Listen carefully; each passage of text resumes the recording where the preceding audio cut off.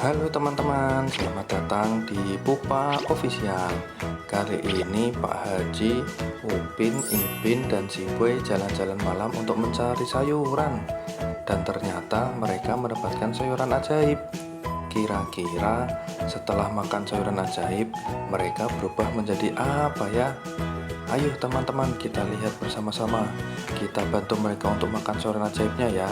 Kita mulai dari Pak Haji.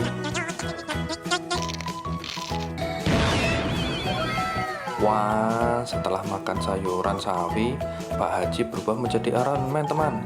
Hebat sekali ya. Ayo, sekarang kita lihat si Ipin.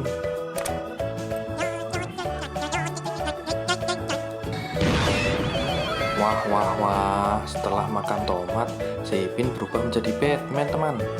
Ayo, sekarang kita lihat si Upin.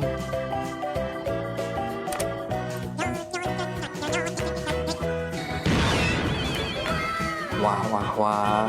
Setelah makan wortel, si Upin ternyata berubah menjadi Spiderman, teman. Ayo, sekarang kita lihat si Boy.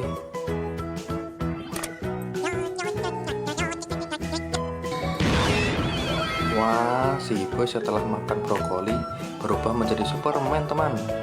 Wah, mereka hebat-hebat ya.